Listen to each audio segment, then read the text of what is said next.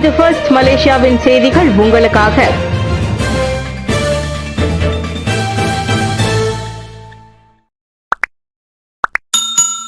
ஊடகவியலாளர்களின் நலனை பிரதமர் நன்கு அறிந்துள்ளார். ஊடகத்துறையின் அபரிமிதமான வளர்ச்சிக்காக பிரதமர் அறிவித்த 3 கோடி ரிங்கிட் ஒதுக்கீடு மற்றும் ஆசியானின் 10 உறுப்பு நாடுகளில் உள்ள 57 இடங்களுக்கு இருவழி பயணிக்க 12,000 ஊடகவியலாளர்களுக்கு ஏரேசியா வழங்கும் 50 விழுக்காடு கழிவு ஆகிய இரு நற்செய்திகளை தாம் வரவேற்பதாக பெர்னாமாவின் தலைமை செய்தி ஆசிரியர் அருள்ராஜு துரைராஜு கூறியுள்ளார். ஊடகத்துறையும் அதன் பணியாளர்களின் சுமையையும் அரசாங்கம் நன்கு உணர்ந்துள்ளது என்பதற்கு இது சான்று எனவும் அவர் புகழாரம் சூட்டினார். 30 மில்லியன் ரிங்கிட் அரசாங்கத்திலிருந்து ஒதுக்கீடு செய்துள்ளனர். வரலாற்றில் முதல் முறையாக இவ்வளவு அதிகமான தொகை ஊடகத்திற்கு வழங்கப்பட்டுள்ளது. இது இலக்கவியல் மற்றும் AI பயன்பாட்டிற்காக வழங்கப்பட்டுள்ளது. நாம் அனைவரும் அறிந்தது போல ஊடகத்துறையில் போட்டித்தன்மை அதிகரித்துவிட்டது. சமூக ஊடகம் போன்றவற்றில் போட்டித்தன்மை அதிகரித்துவிட்டது. அதனால் ஊடகத்துறைக்கான வருமானம் குறைந்து கொண்டே போகிறது. இதனால் நாளிதழ்களும் மூடப்பட்டு சமூக ஊடகத்தில் பயணிக்கின்றனர். எனவே ஊடகத்துறையின் நலனுக்காக பிரதமர் இன்று அந்த அறிவிப்பை செய்தார். அதேபோல் ஏரேசியா 50 விழுக்காடு கழிவை ஊடகவியலாளருக்கு வழங்கியுள்ளது. அதாவது உடனடியாக விண்ணப்பம் செய்து அதனை அடுத்த ஆண்டு செப்டம்பர் மாதம் வரை பயன்படுத்தலாம் என்று பெர்னாமா தலைமை செய்தி ஆசிரியர் அருள்ராஜு துரைராஜு கூறினார். ஹரப்பான் மாறவே இல்லை, இதுதான் அவர்களின் உண்மை இயல்பு, வாங் லீ லானிடம் தெரிவித்தார். 17 ஆண்டுகளுக்கு முன்பு ஷா அலாமில் உள்ள ஸ்லாங்கூர் MACC அலுவலகத்தில் இறந்து கிடந்த அரசியல் உதவியாளர் தியோபெங் ஹாக்கின் குடும்பத்தினரை பக்கத்தான் ஹரப்பான் புறக்கணித்ததற்காக முன்னாள் DAP தலைவர் வாங் டாங் கடுமையாக சாடியுள்ளார். வாக்குகளை பெறுவதற்காக ஹரப்பான் மரண வழக்கை பயன்படுத்திக் கொள்ள முடியும் என்பதற்காகவே அதை ஆதரித்ததாக வாங் கூறினார். பஹாங்கின் கெப்பெங்கில் உள்ள லினாஸின் அருகே மண் பதட்டப்படுத்தும் தொழிற்சாலைக்கு எதிரான போராட்டத்திற்கும் இதேதான் நடந்தது என்று சுற்றுச்சூழல் ஆர்வலர் சுட்டிக்காட்டினார். அவர்கள் கவலைப்படுவது எல்லாம் தங்கள் பதவிகளை பாதுகாக்க வாக்குகளை பெறுவதுதான். ஒரு காலத்தில் அவர்கள் ஆதரித்த ஒரு விஷயம் அரசியல் ஆதரவை இழக்கும் நேரத்தில் அதற்காக ஒரு துளி முயற்சியோ அல்லது ஒரு நிமிட நேரமோ செலவிடுவதற்கே அவர்கள் தயாராக இருக்க மாட்டார்கள். தங்கள் வாக்குறுதிகளை நிறைவேற்ற தவறியதற்காக மக்களிடம் இருந்து அவர்கள் எதிர்வினையை சந்தித்தால் அவர்கள் தங்களை பாதுகாத்துக் கொள்ள நேர்மையற்ற தந்திரோபாயங்களை நாடுகிறார்கள். அவர்களின் அரசியல் எந்திரம் பிரச்சனையை திருப்ப கட்டவிழ்த்து விடப்படும். மக்களின் கருத்தை கையாள வளைந்த கதைகள் கட்டமைக்கப்படும் என்று வாங் ஒரு அறிக்கையில் தெரிவித்தார். உப்சி மாணவர்கள் விபத்து பேருந்தின் நிலை திருப்திகரமாக உள்ளது.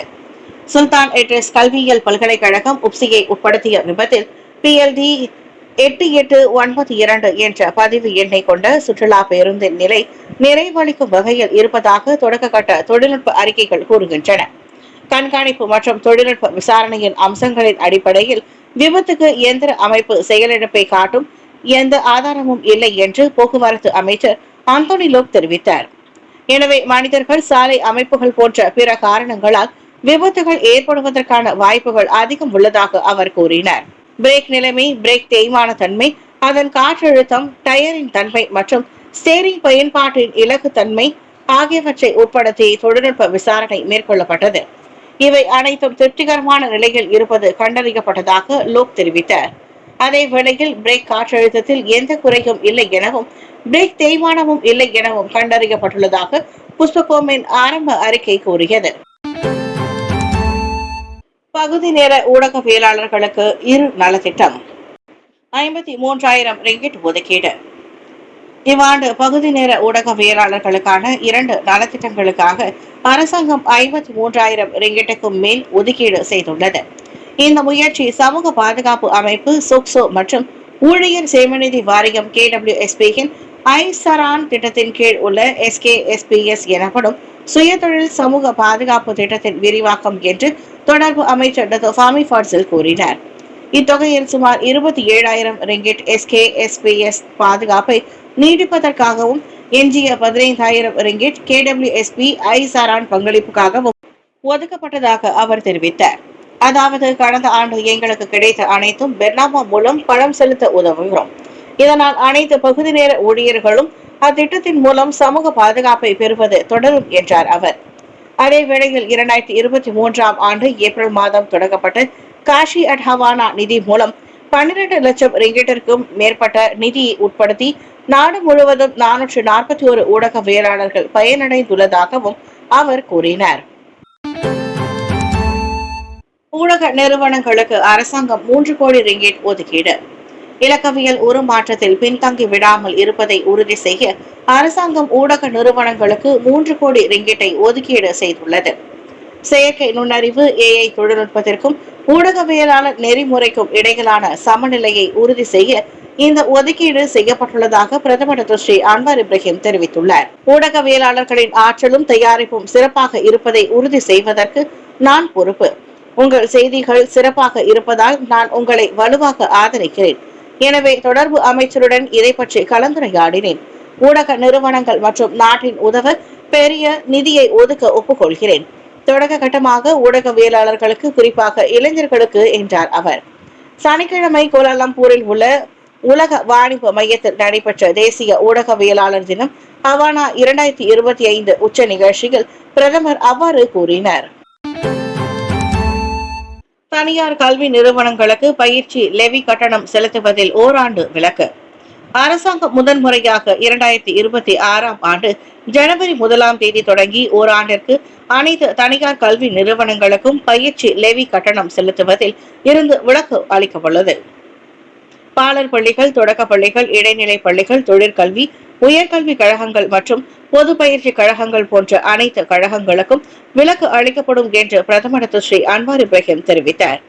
வரலாற்றில் முதல் முறையாக 2026ஆம் ஆண்டு ஜனவரி மாதம் முதல் அனைத்து கல்வி கழகங்களுக்கும் லெவி கட்டணத்திலிருந்து ஓராண்டிற்கு விலக்கு அளிக்கப்படுவதாக அரசாங்கம் நேற்று அறிவித்துள்ளது. கல்வியின் தரத்தை மேம்படுத்துவதில் அவர்கள் கவனம் செலுத்த இது வழிவகுக்கும் என்றார் அவர். சனிக்கிழமை புக்கிட் ஜாலில் தேசிய மைதான அரங்கில் நடைபெற்ற தேசிய பயிற்சி வாரம் NTW 2025 தொடக்க விழாவில் அவர் உரையாற்றினார். இந்த அறிவிப்பை தொடர்ந்து பயிற்சி கழகங்கள் சிறந்த தரமான பயிற்சியை வழங்குவதை உறுதி செய்ய அவற்றை கண்காணிக்குமாறு கல்வி அமைச்சு மற்றும் மனிதவள அமைச்சின் தலைமை செயலாளர்களுக்கு டாக்டர் ஸ்ரீ அன்வார் உத்தரவிட்டார். ஆசியானின் 57 இடங்களுக்கு பயணிக்க 12,000 ஊடகவியலாளர்களுக்கு 50 விழுக்காடு கழிவு. ஆசியான் ஒருங்கிணைப்பின் வலுவான ஆதரவாளரான ஏர் ஏசியா நாட்டின் ஊடகவியலாளர்களுக்கு நேற்று மகிழ்ச்சியான செய்தியை அறிவித்தது. ஆசியானின் 10 உறுப்பு நாடுகளில் உள்ள 57 இடங்களுக்கு பயணிக்க அங்கீகாரம் பெற்ற 12,000 ஊடகவியலாளர்களுக்கு அந்நிறுவனம் 50 விழுக்காடு கழிவை வழங்குவதாக தெரிவித்துள்ளது. 2 விமானங்களோடு சாதாரண விமான சேவையில் இருந்து வட்டாரத்தின் மிக குறைந்த கட்டண விமான நிறுவனங்களில் ஒன்றாக ஏர் ஏசியா மாறுவதற்கான பயணத்தில் ஊடகங்கள் ஆற்றிய பங்கை பாராட்டி இம்முயற்சி மேற்கொள்ளப்படுவதாக அதன் இணை நிறுவனமும் கேபிட்டல் ஏ நிறுவனத்தின் தலைமை நிர்வாக அதிகாரியுமான தான்சி டோனி பெர்னாண்டஸ் தெரிவித்தார். எனவே எங்களுக்கு மிகவும் உறுதுணையாக இருந்த ஊடகங்கள் எங்களுடன் ஆசியான் நாடுகளுக்கு பயணம் செய்வதன் மூலம் அந்நாடுகளை நன்கு புரிந்து கொள்ள இது சிறிய வழியாகும். எனவே ஆசியானை நன்கு அறிந்து கொள்ள 12,000 ஊடகவியலாளர்களுக்கு இந்த 50 விழுக்காடு கழிவை நாங்கள் வழங்குகிறோம் என்றார் அவர். ஹவானா ஊடகவியலாளர்களின் முக்கிய பங்களிப்பிற்கான அங்கீகாரம். தேசிய ஊடகவியலாளர் தினம் ஹவானா என்பது தகவல் அறிந்த சமூகத்தை வடிவமைப்பதில் ஊடகவியலாளரின் முக்கிய பங்கை அரசாங்கம் அங்கீகரிப்பதற்கான அடையாளமாகும் என்று தொடர்பு அமைச்சர் டாக்டர் ஃபாமி ஃபாட்சில் கூறியுள்ளார். இந்த ஆண்டு புதிய சகாப்த ஊடகம், செயற்கை நுண்ணறிவு மற்றும் நெறிமுறைகளை சமநிலைப்படுத்துதல் என்பது கருப்பொருளாகும். நெறிமுறைகள், துல்லியமான தகவல் மற்றும் சமூக பொறுப்பு ஆகிய கொள்கைகளை புறக்கணிக்காமல் பத்திரிகை உலகில் செயற்கை நுண்ணறிவு அல்லது AI தொழில்நுட்பத்தின் முன்னேற்றங்களுக்கு ஏற்ப மாற்றிக்கொள்வதன் முக்கியத்துவத்தை இந்த கருப்பொருள் காட்டுகிறது என்றார் அவர். நேற்று கோலாலம்பூர் உலக வாணிப மையம் WTCKL ஹவானா 2025 உச்ச நிகழ்ச்சியில் உரையாற்றும் போது ஃபாமி அவ்வாறு குறிப்பிட்டார். இந்நிகழ்ச்சியில் உள்நாடு மற்றும் வெளிநாடுகளை சேர்ந்த சுமார் 1000 ஊடகவியலாளர்கள் கலந்து கொண்டனர். ஹவானா 2025 செயல்பாட்டு நிறுவனமான மலேசிய தேசிய செய்தி நிறுவனம் பெர்னாமாவுடன் இணைந்து தொடர்பு அமைச்சு இந்நிகழ்ச்சியை ஏற்பாடு செய்திருந்தது.